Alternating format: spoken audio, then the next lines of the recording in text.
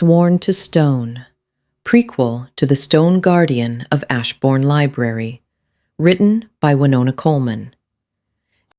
The crack had not been there yesterday. Sarah ran her finger along it without pressing. Tracing, not testing. Stone dust rasped faintly beneath her nail, the way she checked the line of a cut before committing chisel to stone. It began at the second course of dressed limestone above the library's east entrance and ran, if you tilted your head and caught the evening light from the right angle, all the way to the corner where the wall met the foundation plinth. The crack was not obvious. It would not be obvious to most people. She had laid this wall herself, mortared each course in February cold, working through her gloves, checking level twice, per second tone out of habit, and a third time because the library's east face was the first thing visitors saw, and she had standards. 7 months she had known this wall. She knew where it breathed and where it held, and which stones had come from, which quarry north of the city. This crack had not been there yesterday. She identified 3 things wrong with it. First, the angle. A settling crack runs vertically or diagonally, following the line of least resistance from the weight above. This one ran horizontal for most of its length, precise and deliberate, as if something beneath the foundation had pressed upward with specific intention. Second, the edges. She crouched to examine them. The edges of a fresh crack were sharp, clean where the stone had separated. These edges were smooth, rounded, as if the opening had been gradual and patient, widening over a period of time she had not been present to observe. Third, she had laid this wall herself. In February 7 months ago, this wall did not have cracks. She pressed her palm flat against the stone. Warm, she kept her hand there and took the information in. The stone was warm in the way that stones were warm on summer afternoons, after a full day of sun, the heat stored deep in the mass of them, radiating long after the light had moved on, except this wall had been in shadow since midday. The day had not been warm. The season had already turned. She noted it. She did not name it. She had been not naming it for 3 weeks. "You've been up here a long time." The scaffold stairs had already told her he was coming. Ronan moved quietly for a large man, but not so quietly that she ever missed him. She had learned the sound of him the way she had learned the sound of her own tools, specific, reliable, impossible to mistake. For the better part of an hour, she had been waiting for him and knowing he would come. She did not turn around. The crack wasn't here yesterday, she said. Number, she read the shape of that. She kept her hand on the stone. "Tell me you've found another solution." No answer. The scaffold shifted in the wind, boards settling under his weight as he stopped at the top of the stairs. His stillness weighed 3 feet behind her. He had the quality large, careful people sometimes developed, a way of filling space unmistakably, even when trying not to. The warmth in the stone didn't change. She pressed harder, her full palm flat, fingers spread, the way she tested a joint for give. It pushed back with a steady, sourceless heat with nothing seasonal in it. "The angle's wrong," she said. "The edges are smooth. It's warm where Terrier's no reason for warmth. I've checked the coursing above it.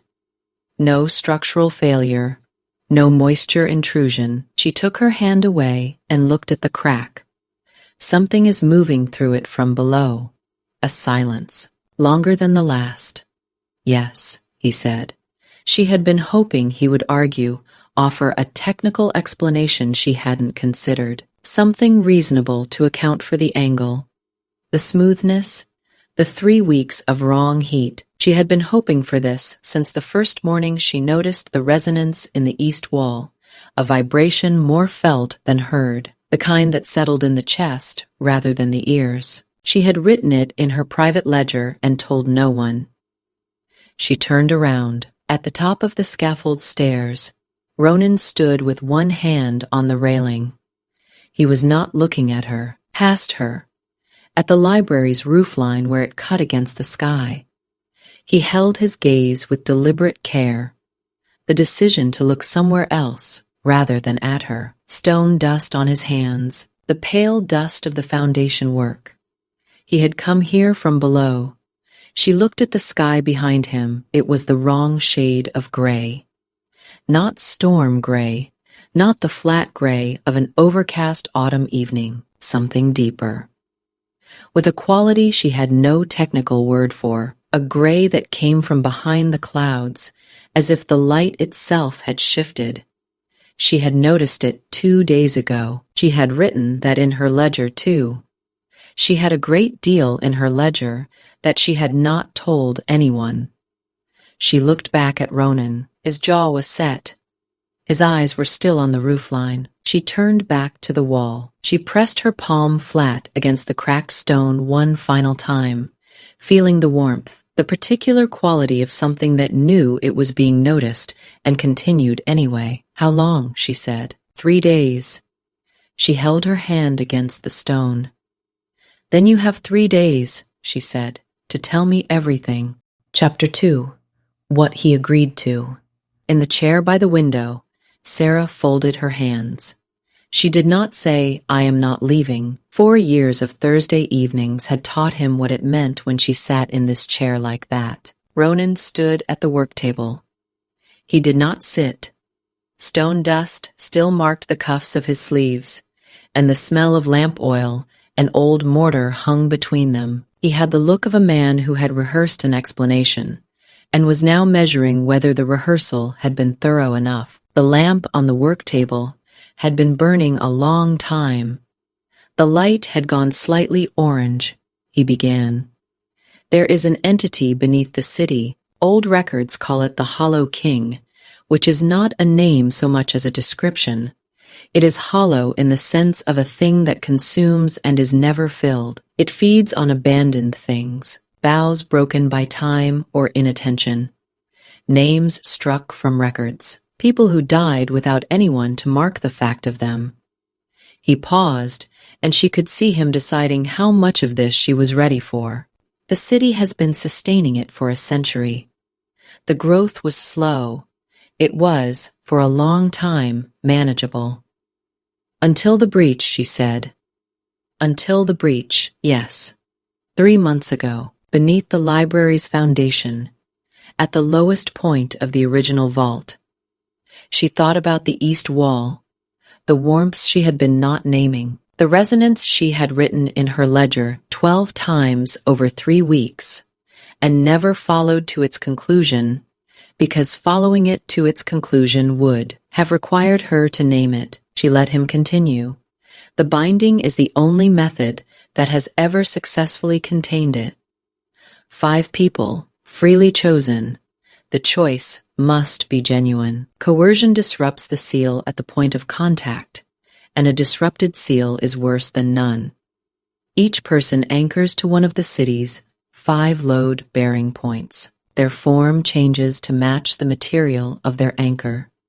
He met her eyes, briefly stone, glass, shadow, iron, clockwork. They give up their bodies, she said. They take a different form, that is what I said. He did not argue the distinction. Their names remain their own. Their memories remain their own. They are aware in the bound form, the way a person is aware in very deep sleep. Not absent, not gone. The seal holds as long as the anchor holds. When the seal weakens, or when someone finds the method to wake them, they return. The method to wake them, she said, which is, it varies by guardian. It is not something I can predict. She held the word guardian in her mind and did not say anything about it. She moved on. The alternatives, she said, there are none that walk me through them. He walked her through them. She made him go through everyone. The old barrier spells the keeper had documented, which had failed twice in living memory, and showed, structurally, all the characteristics of a method that would fail a 3rd time under significantly worse conditions. The containment rituals demanded materials the city no longer possessed. Materials that had been gone for 60 years. The theories offered 4 possible alternatives. All 4 had literature behind them. All 4 had a reason they would not work. She pushed on each one, he answered. He had the answers ready. She noted this and set it aside. When she reached the end of the list, she sat for a moment. "How long have you known," she said. Not a question, exactly, that the breach was coming. "Several years. We have been watching the rate of decay in the lower vault since I began foundation work." The trajectory was not ambiguous. He paused. That the binding would be necessary. 8 months. 8 months. She had spent 8 months working beside him, discussing the east coursing, reviewing his measurements, eating at his table on Thursday evenings, the way she had eaten at his table on Thursday evenings for 4 years. 8 months of ordinary Thursdays. She kept her hands still. She kept her voice level. "The 5 volunteers," she said. "How were they chosen?" "We chose ourselves. I approached some. Others came to me. It happened gradually when the group was complete 6 months ago." She took this in. Her gaze moved from her folded hands to the work table, the organized tools, the drawings pinned to the wall, library elevation studies, foundation details, the technical record of a man building something he planned to become part of. "Did you volunteer?" she said. "Before or after you told me?" The silence had a different quality from the ones before it. "Before," he said. She stood up. From where she stood, the door had weight. The latch, the temperature of the street on the other side, the clean possibility of leaving. She could feel exactly how it would be to walk out and not turn around. She was most of the way across the workshop when he spoke. Her back was to him. Behind her, his stillness had a specific weight, a quality of presence she had always been able to read without looking. The way she read a building structure. 4 years of this. She knew exactly where he was standing. "I didn't tell you because you would have talked me out of it." His voice was still careful, but the care had begun to cost him. One hand closed against the edge of the work table, hard enough for the knuckles to pale beneath the stone dust. "I knew that the day I volunteered. You find alternatives that do not exist. You argue for them until everyone involved begins to wonder if they have missed something. I would have let you argue because I always let you. And 3 months later, the breach would have been larger, and someone in the city would have paid for those 3 months." She stood at the door. "I am not telling you this because it justifies anything," he said. "I am telling you because it is what happened. And you asked, and you deserve the true account. I should have trusted you with it sooner." "I thought I was sparing you," he said. "I see now that I was also sparing myself." That made her look at him. "From what?" "From watching, you know. From watching you stay anyway. From wanting it so badly, I might have become less certain of the right thing." She stood there for another moment. 3 days, she said. "You have 3 days to be sorry." She opened the door and walked out. The street was too cold for the season. Not the clean cold of early autumn, but something below it, a cold with depth, as if it came from somewhere underground, below where weather reached. She had felt it earlier on the scaffold, and had noted it, and had not thought about it again until now. She kept her face forward. She walked home through streets that seemed to tighten in the spaces between lamps, the city dark and watchful, keeping something contained. Chapter 3. The Argument. She arrived at dawn with 6 documents and a headache. Before he had finished standing up from his chair, the documents were laid out on his work table. He had clearly been sitting for some time before she knocked. She had not knocked. Distantly, she noted that she had stopped knocking some time in the last 4 years. and that this morning was not the morning to start again. "I am going through these," she said, "and then you are going to tell me what is wrong with each one." He sat back down. She went through them, the old barrier methods, records from 3 separate archives, failure accounts cross-referenced, structural weaknesses marked, the containment approaches, 2 theoretical papers she had found in a collection she had been cataloging for the city surveyor, and had, until last night, assumed were of minor historical interest. Every document received the same attention she gave to any structural assessment, methodical and complete. He let her finish all of it. She had known before she started that it would not change anything. But there was a difference between knowing a thing and having confirmed it, and she needed the confirmation. When the last document was back on the table, she stood with her hands at her sides and looked at the wall above his head. "None of these work," she said. "No." She sat down. The workshop was quiet. Outside, the city was beginning its morning carts on the cobbles, someone calling a name from a window 2 streets over. Ordinary life continued at a distance. The space between them was heavy and still. "What am I supposed to do?" she said. Not an accusation, an actual question. 3 days from now, what does that look like? "I don't know," he said. "I have not been able to see that clearly." "That is not useful." "No." She pressed her fingers against the edge of the worktable. The wood was worn smooth there from years of his hands. She had put her hands on this table 100 times without thinking about the fact of it. And now she was thinking about it, which was either grief or awareness, and she did not yet know which. "You have been afraid," she said carefully, "that asking me to stay through this is a cruelty." He looked at her. "Yes," he said, "you have been trying to protect me from something I am going to carry, regardless of whether I am present for it." "Yes."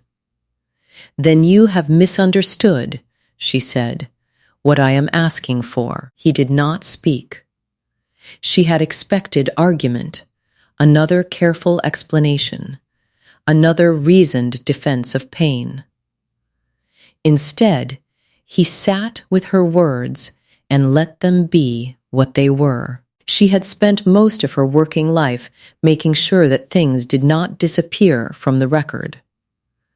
Buildings demolished before their history had been written down. Documents filed by people who had not understood their significance.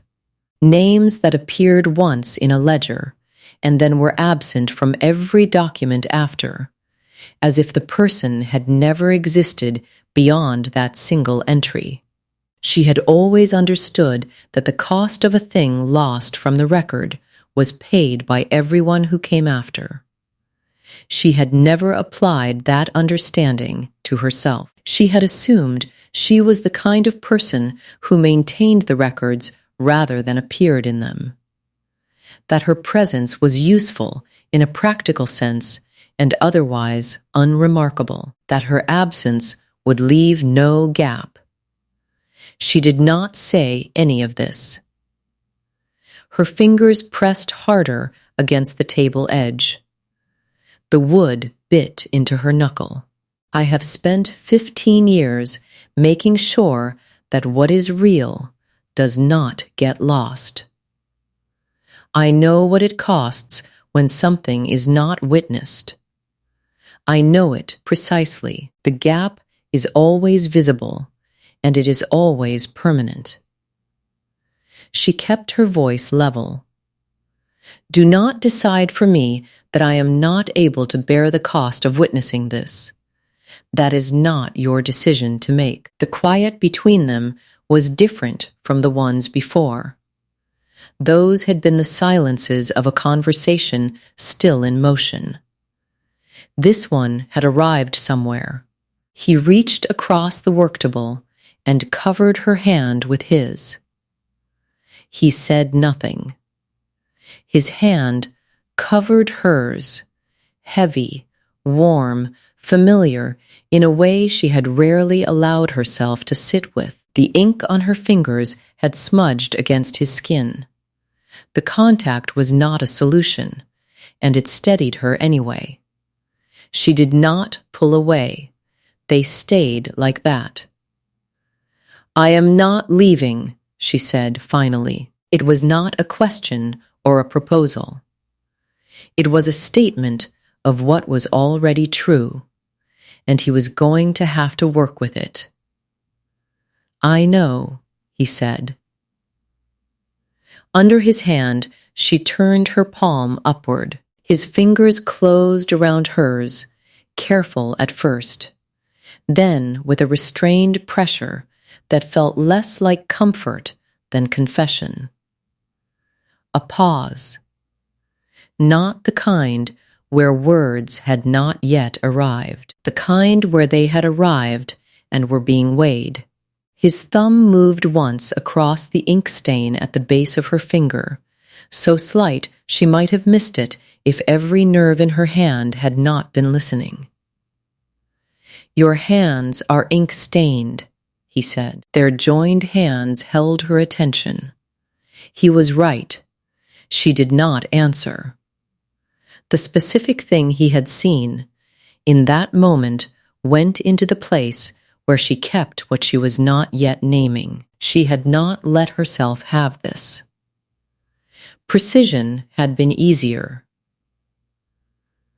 Distance, usefulness, the clean geometry of work.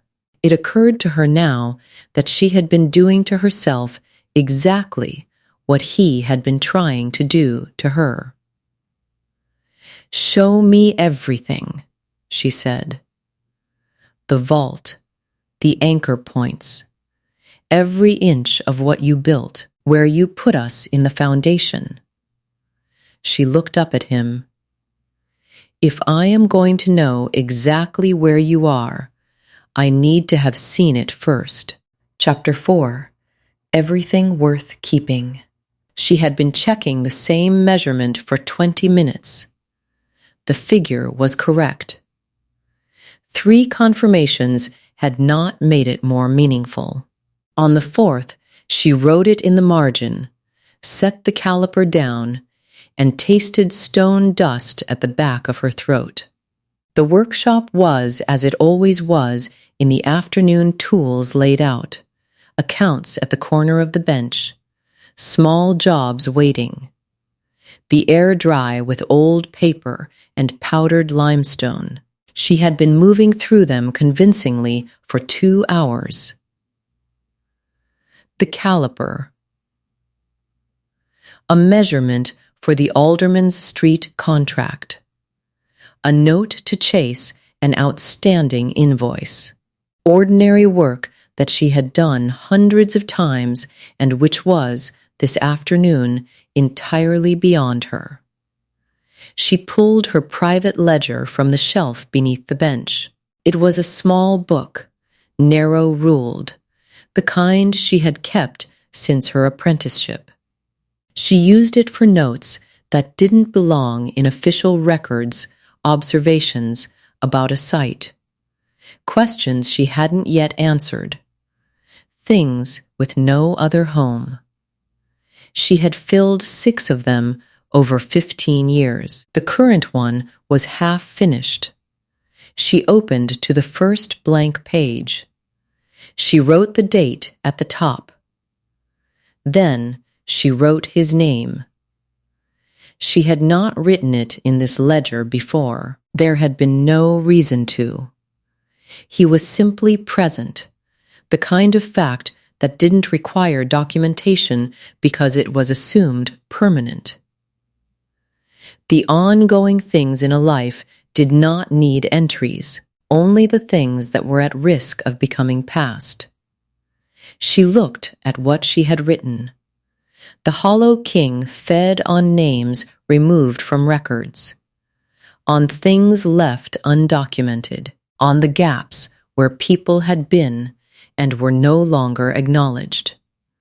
Ronan had explained this to her, and she had understood it intellectually. Now, looking at his name in her own handwriting on a page no one else would ever open, she understood it differently. A name in a private record was not the same as a name in a public one. She knew that. What she was doing was not preservation in any meaningful sense. But she dealt in the management of what was real, and writing was the only way she knew to insist on something. His name on this page was her insisting. She closed the ledger. She put on her coat.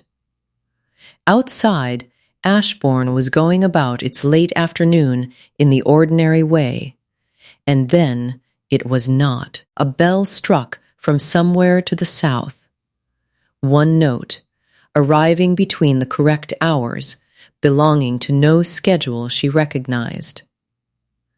Sira stopped walking and counted backward through the nearby towers. None of them should have rung. For a moment she listened, but it did not come again.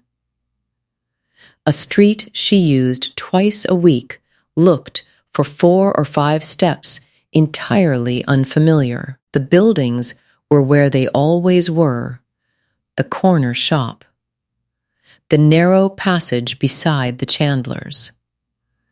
But the arrangement of them felt slightly wrong, as if someone had moved them a fraction and put them back not quite true. She kept her pace even. She did not stop. The cold had returned, not weather cold, the same depth to it as the night before, coming from somewhere below the temperature of the season. She went to the library. Ronan was at the east wall. She had not expected him to be anywhere else. One hand lay flat against the stone where she had stood 2 days ago. His attention on the crack with the complete, unhurried focus she recognized as his working mode, the same quality he brought to a difficult joint or an uncertain foundation reading. Professional. Present. Not afraid. He was checking the breach for the last time. She climbed the scaffold and stood beside him. Instead of speaking, she placed her hand on the stone next to his, close enough that the backs of their fingers nearly touched. The warmth was there again, that sourceless heat moving through the limestone. 2 days ago, it had been wrongness. Now, with him beside her and the city holding its breath below, it felt like something else. A pulse. Something holding. The warmth from the stone reached them both. His arm was perhaps 3 inches from hers. In the autumn cold, he ran warmer than the air around him. Warm enough that she felt the edge of him without contact. She had always known this without keeping track of it. Now she kept track of everything. They stood there together for a while. He reached into his coat and produced a small folded document, sealed with plain wax. For a moment, he did not offer it. His thumb rested on the seal as if the paper had weight enough to hold him there. Then he spoke. "This is my record of choice," he said. "My name, my vow, the confirmation that the decision was freely made. The keeper has the ritual documentation. This is separate, personal." He turned it over in his hand. If something is wrong with the stone, if it takes more than it should, I need someone outside the archive to hold this. The document felt heavier than paper should. She looked at it, then at him. I'll hold it, she said. I know, he said. That's why it's yours. She took it. The wax seal was smooth under her thumb, the paper dense and well made, the kind used for documents intended to last. She could feel the slight bulk of the folded pages inside. His name in his own hand. Everything he was in the form she knew best, set down in ink, entrusted to someone he loved enough to leave with the truth. What she would do with it was not yet clear. What she would never do was lose it. Take me to the vault, she said. Tonight. I want to see the inscription before tomorrow. Chapter 5. The Last Night. The vault was lit by 6 lanterns, which was more than usually necessary and less than she would have liked. Wax smoke curled from the flames, sharp and sweet beneath the mineral cold, rising from the breach. Stone dust sat dry at the back of her throat. Someone had arrived before them. The clockmaker's apprentice was crouched at the far end of the vault, with his back to the entrance, working over something small and intricate, spread on the floor before him. He did not look up when they came in. Sarah went to the breach first. It looked the same as it had from the wall above, the widened seam in the floor, the dark below it that her eyes couldn't follow. She crouched with her weight forward, assessing without touching. Cold rose from it with a mineral smell, damp and metallic, as if the earth had opened its mouth. Behind her, Ronan released a breath, very quiet, barely there. She understood without turning. He had been waiting to see whether the breach would frighten her. She was glad to have given him that. He walked her through the anchor points with the ease of a man in a building he had designed himself. Each position was set into the original load. Bearing structure, 4 corners, and the central pier, each marked in ways she would not have known to look for. He named each one. He explained the geometry of the seal in the voice he used for structural logic, certain and quietly satisfied. And yours, she said. He moved to the east corner, nearest the high window set into the vault's east wall, through which a narrow angle of the city above was visible. She was about to ask why when the clockmaker's apprentice spoke without looking up from his work. He put the east corner nearest the window on purpose, the young man said, in case anyone thought to look. Ronan said nothing. Sarah glanced at the young man still bent over his components, unhurried, then back at Ronan, who watched her with an expression she filed without naming. The apprentice gathered his things soon after and left quietly, taking 1 lantern with him. The vault door clicked shut. Show me the inscription, she said. He brought her to the lowest course of the east wall, a corner where the foundation stone met the vault floor. She had to crouch to see it. Even then, the letters were small, cut with the care of someone doing a thing only for themselves. 2 names, a date 3 years past, the crossed hammermaker's mark she had learned before she learned to write. She traced it with 1 finger. She took her time. Her name first, then his, then the date, then the mark. The stone was cool here. Away from the lanterns, the letters were clean and permanent. 3 years ago, she had been on this building's scaffolding without knowing it, working above a foundation that already held her name. I put it there the first week, he said, before I knew what the vault was for. Before any of it, a pause. I wanted this building to have both of us in it. Their names had been there for 3 years. hidden in the foundation of a building neither of them had known would become a farewell. She had thought love needed a declaration. Ronan had built one into stone. She stayed crouched for a moment longer, her finger resting on the maker's mark. When she rose, one hand still on the wall for balance.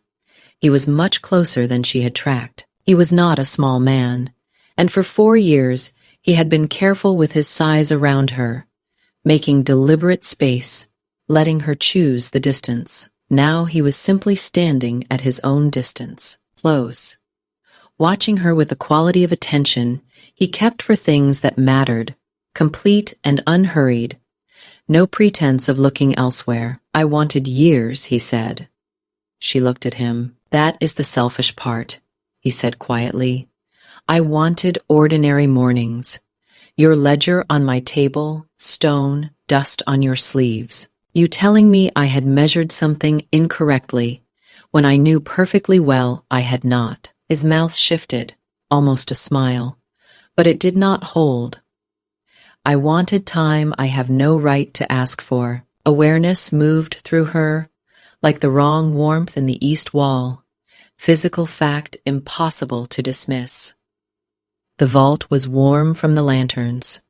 He was warmer, close enough that the heat of him crossed the narrow space between them, close enough that she could smell stone dust, lamp smoke, and the clean wool of his coat. She did not step back. Not stepping back was its own answer, one she had been giving for several seconds without deciding to. She had mistaken familiarity for habit. That was the first lie. The second was worse. She had mistaken restraint for safety. She loved him.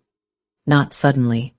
Not dramatically. She had been loving him in small, practical increments for years, and only now, with 3 days left, had the truth become too large to file away. He reached for her, not urgently, with the deliberateness of a man who had made a decision and was not going to approach it sideways. His hand found the side of her face, large and careful, warm, in the way she had come to know as his. His thumb rested beneath her cheekbone, and the gentleness of it undid more of her composure than force ever could have. She did not step back. She did not make the small adjustment of distance that had been her habit for 4 years. The kiss was not hurried. It had the weight of 4 years of ordinary evenings and 3 extraordinary days, and it spent that weight slowly, entirely. His mouth was warm, careful at first, then less careful when she answered him. His other hand came to her waist, not pulling. Only asking the restraint in it undid her more than urgency would have. Sarah answered by stepping closer. For once, there was no measurement to take, no distance to preserve, no record to keep, except the warmth of his mouth and the steady thunder of his heart beneath her hand. She was aware of the vault around them, the cold seam of the breach below, the stone walls that would hold him in 12 hours. And still she stayed where she was, here with him, choosing this one true thing while she could. She pressed her hand to his chest when she finally drew back. His heartbeat was steady under her palm, ordinary in the way familiar things were, not unremarkable but known, the specific rhythm of a specific person. She attended to it completely, setting it somewhere that would not be touched by what came after. When his hand settled over hers against his chest, holding her there for one more breath, she let him. "A gargoyle," she said, "is a warden, not a monster." "I know what a gargoyle is," he said. "I know you do." She kept her hand against his chest. "Stand at it, then. I'll make sure the door stays in the record while you wait." "The door opens eventually," he said. "Yes," she said. "And you'll be there." "I know," he said, and this time the 2 words carried the weight of something decided. They stayed in the vault until 2 of the lanterns began to gutter. Neither of them suggested leaving first. They sat with their backs against the east wall beneath the inscription, her shoulder against his arm, his hand covering hers when the silence became too sharp. When they spoke, it was about ordinary things. the cold whether the archivist would arrive before dawn on the equinox. A detail about the library's west coursework that had been bothering him for a month. Below, the breach remained quiet. The stone held. Time moved carefully around them, not spent so much as witnessed. When they finally came up the stairs and into the night, she put her hand in her coat pocket and closed it around the sealed document. She kept it there all the way home. At the corner before her street, she stopped and looked back at the library. It sat against the sky exactly as it always had, solid and ordinary looking. She knew it would never look quite ordinary again. That was not a loss. She had known that her whole working life. She had not expected to learn it this way. Chapter 6. The Five Gather. Hay walked to the library in the dark before dawn, and the city let them. Ronan's hand brushed hers once, then took it, not for display and not for comfort alone. For witness, for the short distance left to them, not the quiet of early morning. Something held, the particular register of a place that has arranged itself around waiting. The usual sounds arrived at a slight remove. The sky above the rooftops was the color of old iron. The cold was already in the pavement underfoot. The deep cold of stone that has been sitting in darkness for hours. She and Ronan did not speak very much. They had said the things that needed saying. What remained between them was not silence from lack of words, but silence from having used them correctly.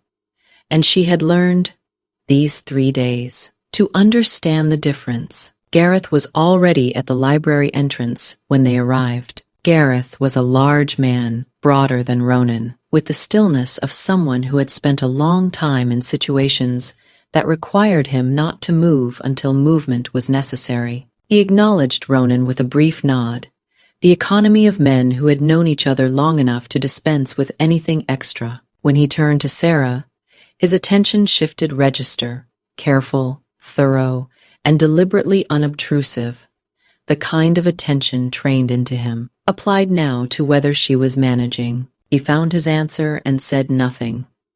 He had come alone. She noted this without commenting. Cassian was inside. He had arrived before them, before Gareth even, and was standing in the entrance hall near the inner door with a sealed document held in both hands, not clutching it, holding it the way you held something you had decided to carry. When Sarah looked at him, he met her eyes with an expression of controlled blankness, not coldness, but the expression of a man who had made a decision and closed the room behind it. The document in Cassian's hands held her attention for one breath too long. Then she looked away. Lucian did not come through the main entrance. She was not sure which door Lucian had used. He was simply not there. And then he was, standing at the edge of the group, with an easiness about the position that made it seem natural rather than chosen. There was something about his nearness. Nothing so legible as threatening, a quality like standing beside a window in deep winter. The glass was enough to keep out the cold. It should have been enough. He spoke to Ronan once, close and quiet, and Ronan listened with the expression reserved for correct information that made things worse. He nodded. Lucian moved back to his position at the edge and did not speak again. Sarah did not ask. The question would have felt like a trespass, and she could not have said exactly why. Elias was last. He was younger than she had expected. He came through the main entrance checking his pocket watch. Not anxious. He was counting down toward a fixed point, confirming at intervals that the count was correct. He stopped inside the entrance and looked at the stone wall of the entrance hall as if learning it, committing the specific quality of this particular stone to a memory he intended to keep. He looked up and found her watching him. He did not look away. "You're staying," he said. Not a question. "Yes," she said. He was quiet for a moment. Then, very evenly, "Good. Someone should." He put the watch back in his pocket and went to stand with the others. She stood with what he had said. She didn't yet have the full shape of it, but she filed it. The keeper arrived shortly after. He was older than she had expected, more careful with the 5 of them than any official she had known, not deferential, respectful in the way of someone who understood exactly what was in front of him. He acknowledged Sarah by name without being told it, which told her he had reviewed the witness documentation and had decided she was meant to be here. While the keeper spoke to the 5, Sarah moved to stand beside Ronan. He glanced at her. She touched the document in her coat pocket. He saw and did not ask. He had given it to her. Whatever she had decided was already his answer. She looked at him among the others. The soldier, the knight, the shadow, the clockmaker, and the stonemason, and thought about the quality he brought to difficult things, which was the same quality he brought to everything: complete attention, no waste, no performance. She did not love him for what he was about to do. She loved him for who he was inside it, which was exactly who he had always been. The keeper opened the vault door. The 5 went down. Sarah followed. Behind her, the door stayed open. Chapter 7. The Binding.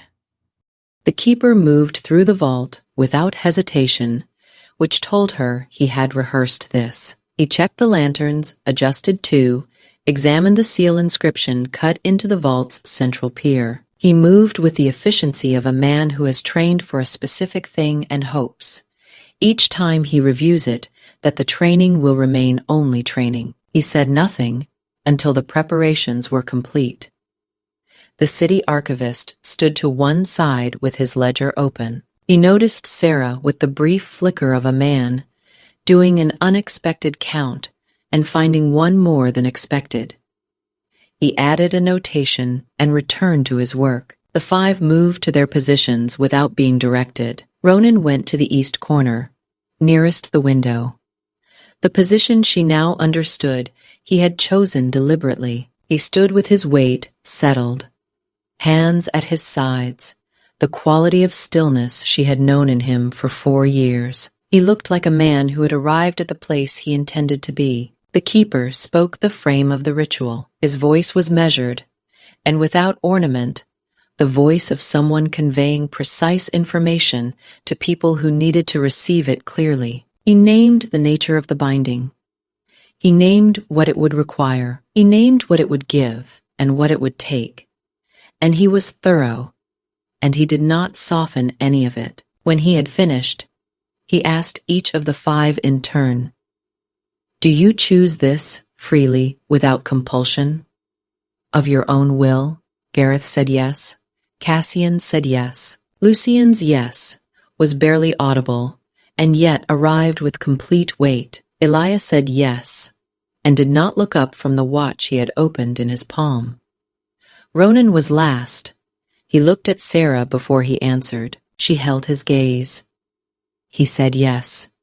The keeper said, "Speak what you are binding yourself to protect. Your own words, no script." Gareth spoke first. He said, "Ashborne." That was all. 2 syllables. His voice entirely steady in the way of a man who has achieved steadiness through considerable effort and intends to maintain it until he no longer needs to. Cassian's vow was longer and more formal.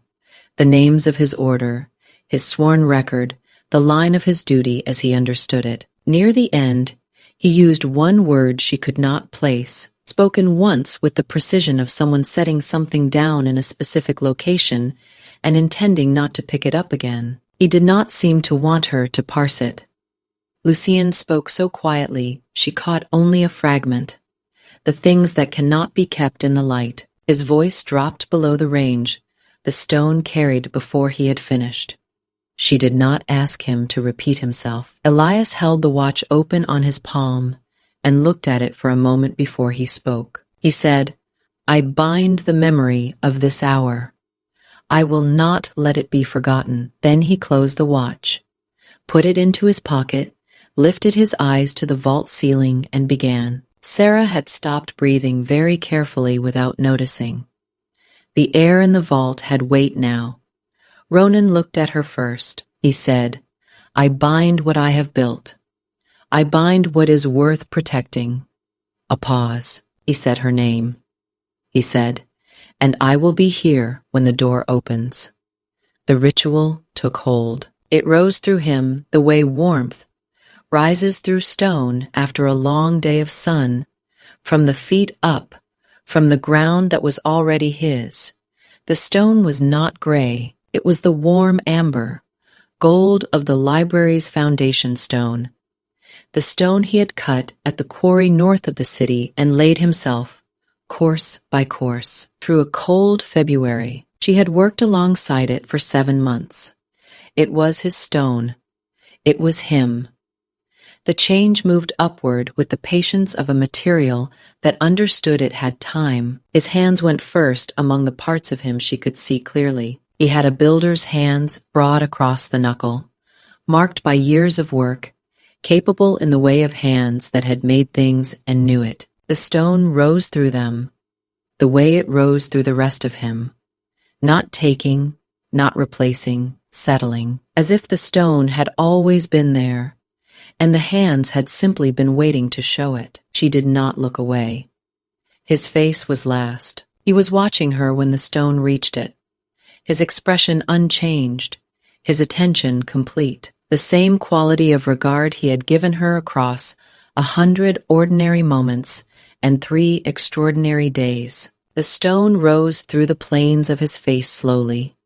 His eyes were still his when it closed over them. Then they were stone eyes. They were still his eyes. There was a quality of attention in them that had not been in stone before. The last thing he held was her face. Not fear, at least. Not where she could see it. Whatever passed through him as the stone completed looked like the stillness of a thing finished. The vow in his chest, which was now stone and was also, impossibly, still his chest, the lantern warm air of the vault, her face held in his final human gaze and carried into the amber gold of the library's foundation until someone came to the door. He waited. Asterisk. Asterisk, asterisk below them, the breach closed. It was not dramatic. The seam in the vault floor drew itself back together with the quality of a problem correctly resolved, the cold receding, the pressure releasing in one long, quiet exhalation. The vault air changed, still cold, but clean now held.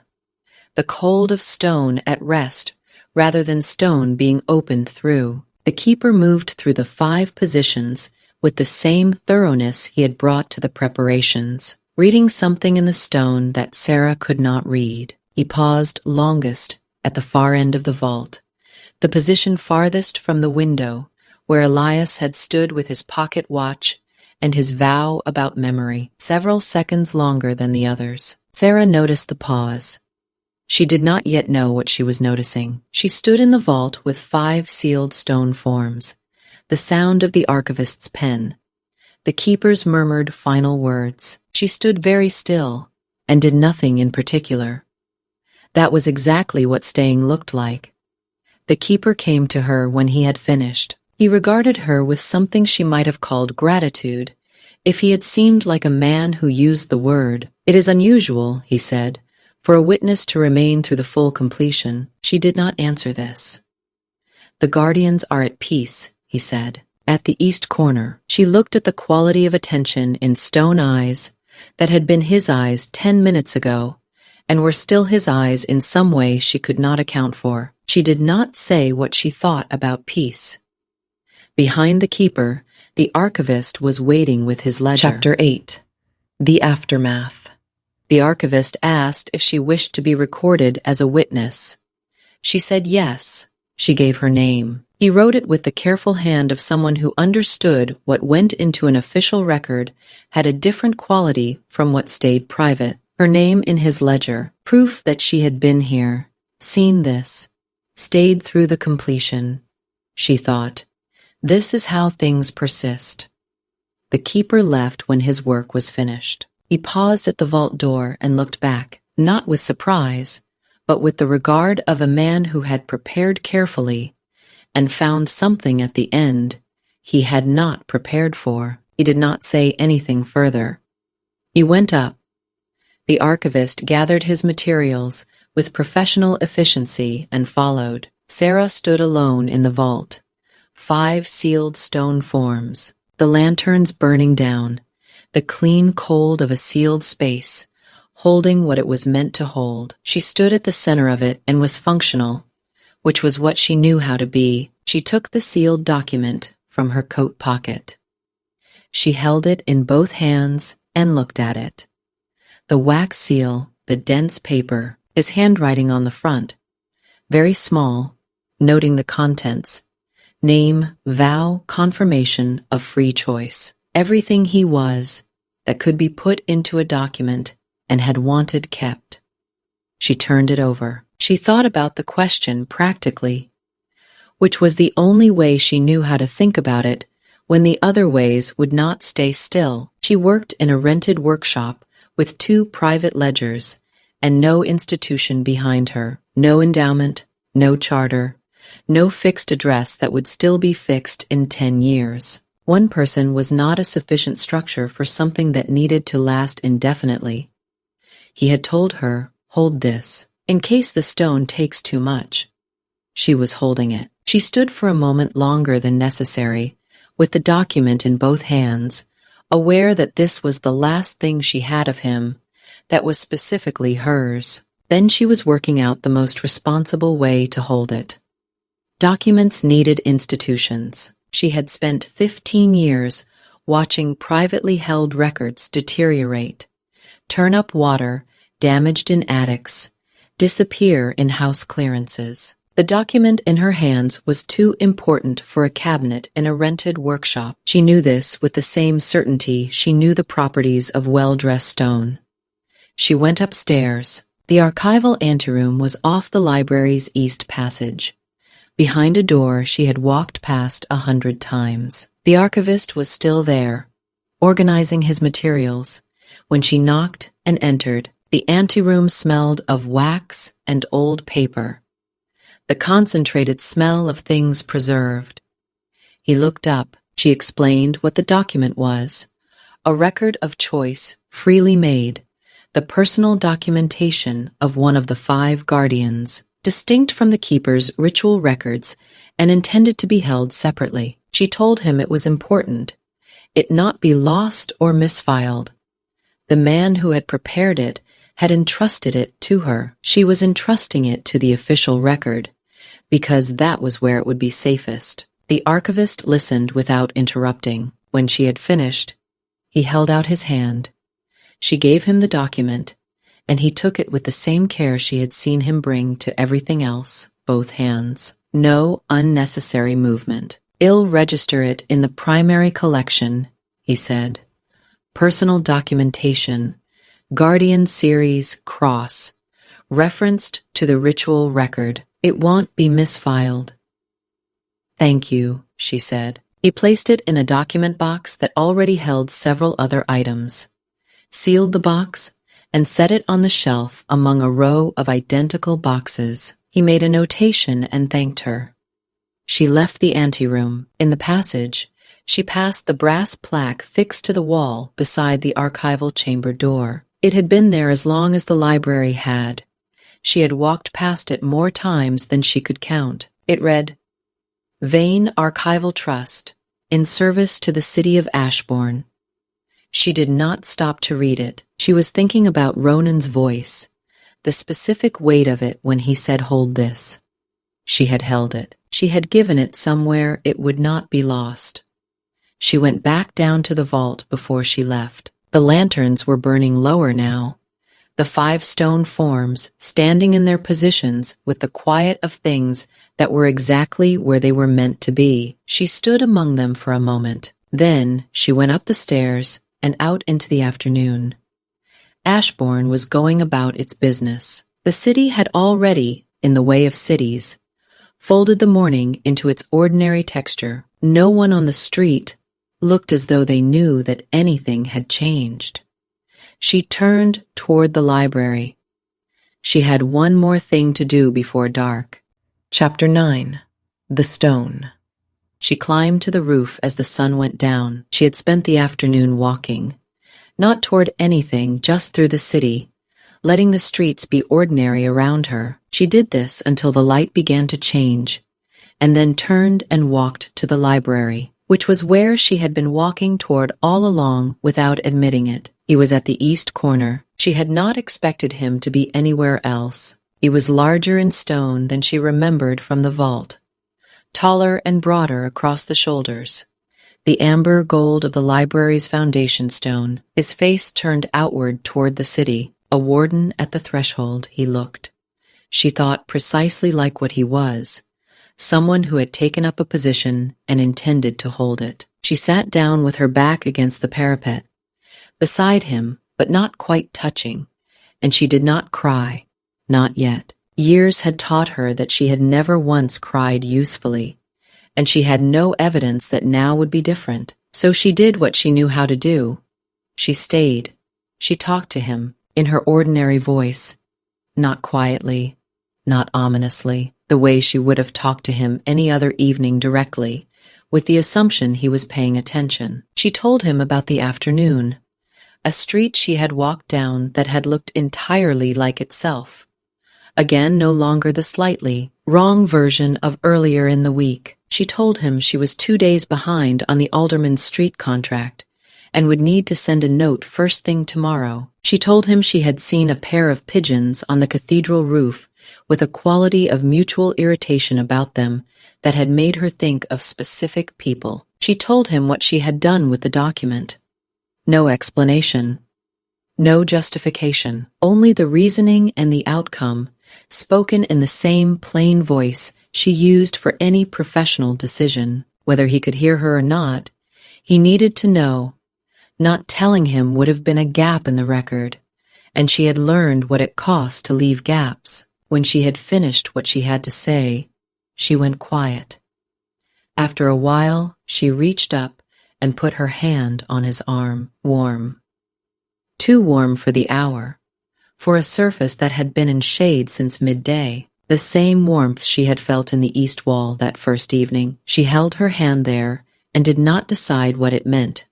She chose to believe it meant something that was different from knowing. Sitting here with her palm on warm stone in the last of the light, remembering the living heat of his hand over hers, she found it was enough. She stayed until full dark. When she stood, she set her palm against his stone cheek, the same way she would have before, when she was leaving and wanted him to know she would come back. The surface was warm beneath her hand, impossible and steady. "You are still here," she said. It was not proof, it was not enough, but beneath her fingers, the stone held its warmth as if answering anyway. She took the chisel from her coat pocket. The chisel had been in her coat pocket since morning. At the base of the parapet, below where he stood, she crouched in the dark and cut with the sureness of 15 years. Each strike landed softly, too small to carry, each letter a vow she could still make. In the smallest letters, she knew how to form. She cut both their names, the date, and the crossed hammer mark, the same thing he had put in the vault 3 years ago without telling her. Here, then proof. The record would not be incomplete. She went down. Chapter 10. Clara. 400 years later. The gargoyle at the east corner had always been Clara Vale's favorite, which she considered a slightly embarrassing preference for a librarian whose job was careful objectivity. She came to the roof when the cataloging got to be too much, which was often, and she always ended up here, leaning against the east parapet with Ashborne spread out below, and the sensation that the library behind her was more alive than buildings had any business being. She had worked here for 4 years. She had stopped trying to account for the sensation after the first 6 months. She had been meaning to look at the inscription properly for 3 weeks. She crouched now at the base of the parapet, below where the gargoyle stood, and examined it in the last of the evening light. Small letters, deliberate, cut by someone who knew exactly what they were doing with a chisel. Personal in a way, official inscriptions were not decorative, not institutional. The kind of mark a person leaves because they needed to. 2 names she didn't recognize. A date 400 years old. A maker's mark she would need to look up. She ran her fingers along the letters. The stone was warm under her hand. Too warm for the time of evening, too warm for a surface that had been in shadow since midday. She registered it the way she registered most things on this roof noted, not yet explained. Above her, nothing moved.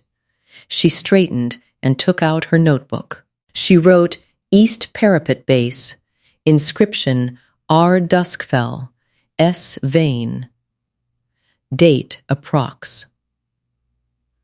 400 yayars, maker's mark unidentified. Cross ref founding records. Check stonemason guild rolls. Most things on this roof were more interesting than they appeared. She gave the gargoyle a last look before she went back to the stairs. He faced the city the way he always had, outward and steady. The quality of attention in his stone face that she had always found oddly convincing. He looked, she had always thought, like someone waiting for something specific. Patiently, not blankly. She went downstairs.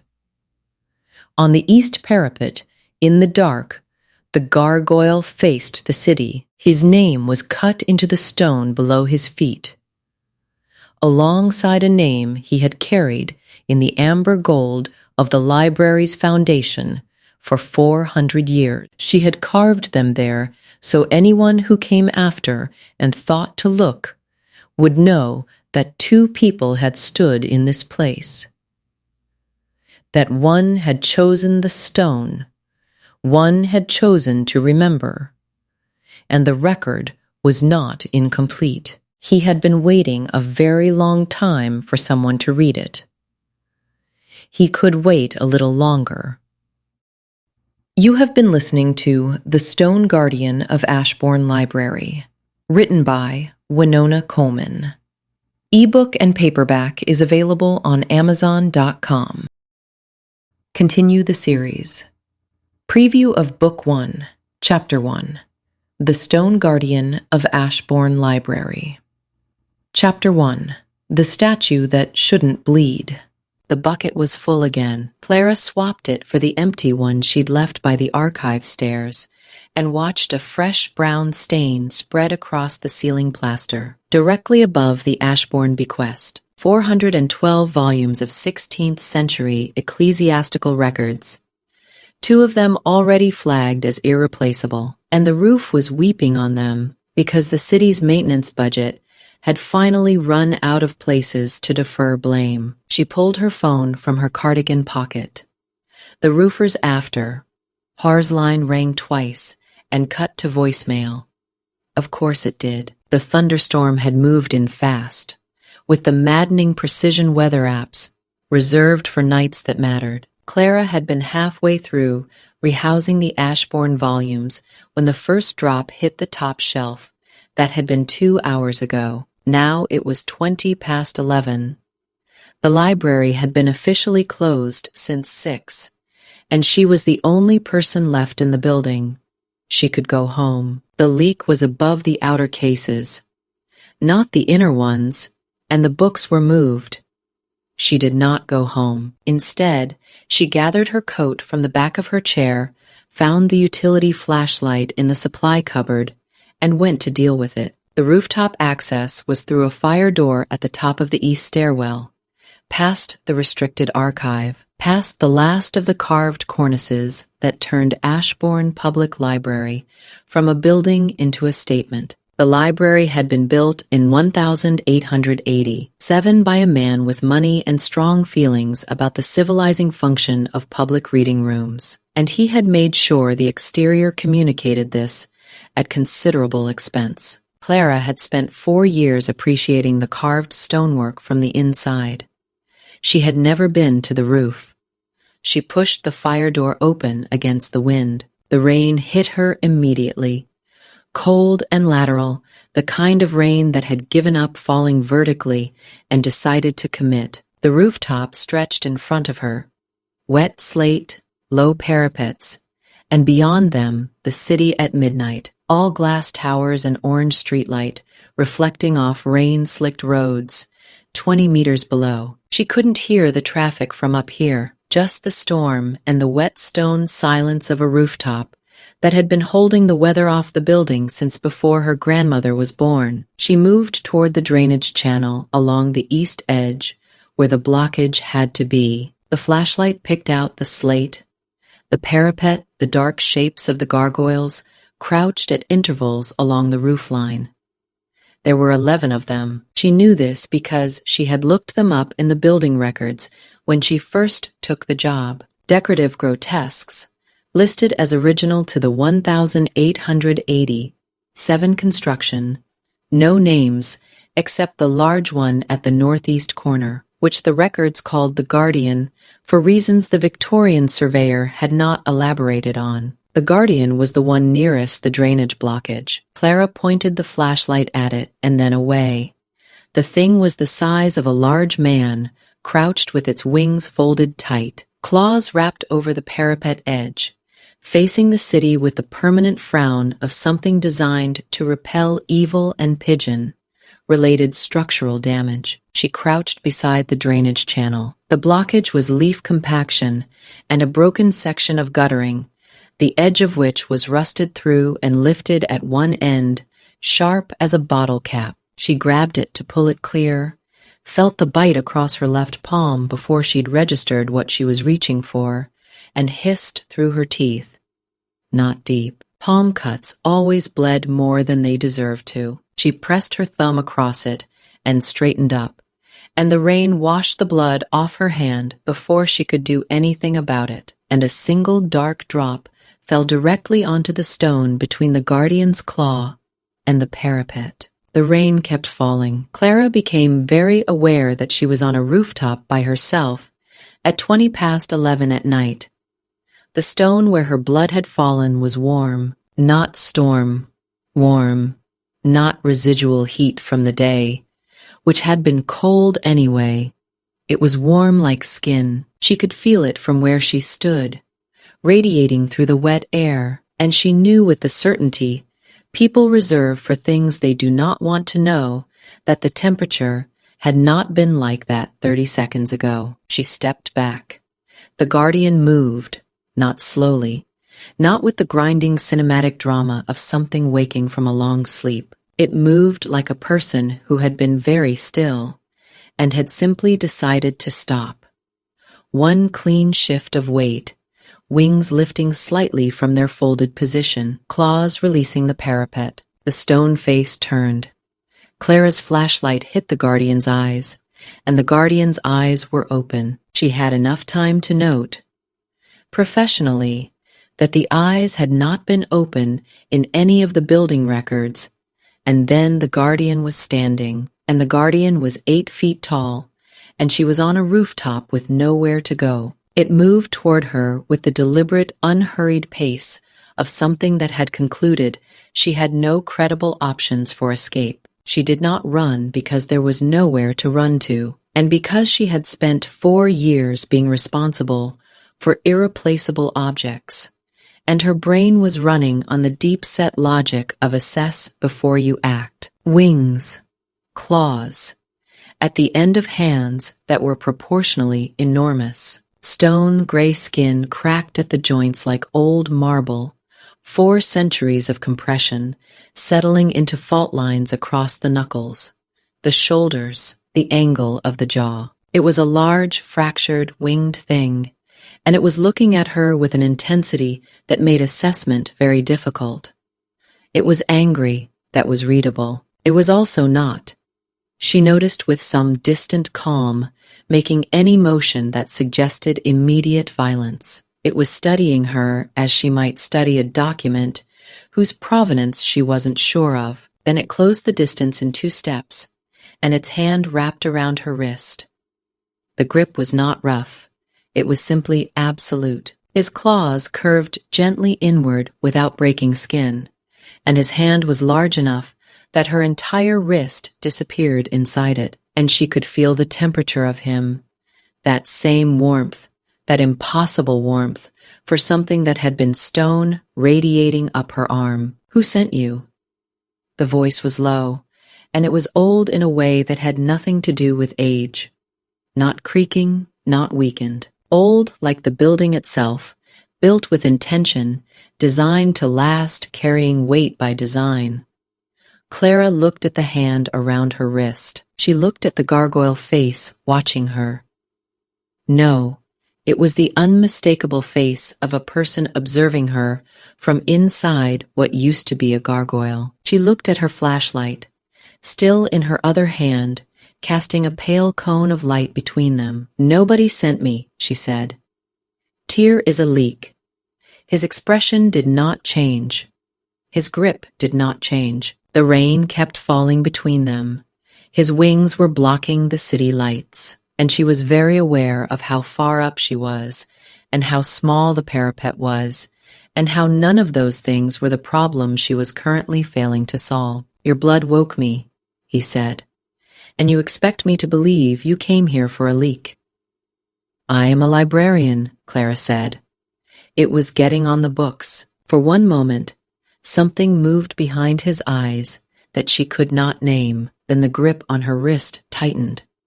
Fractionally, not painful, but inescapable.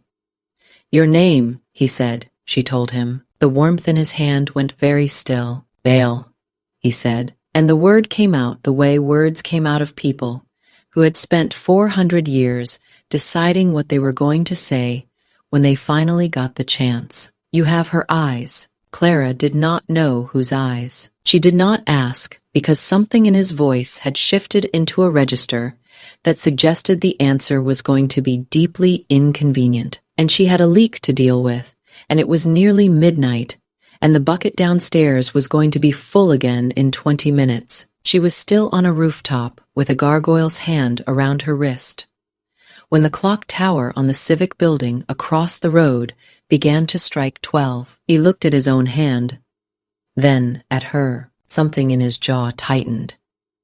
"Do not move," he said, "and do not touch anything." Then he let go.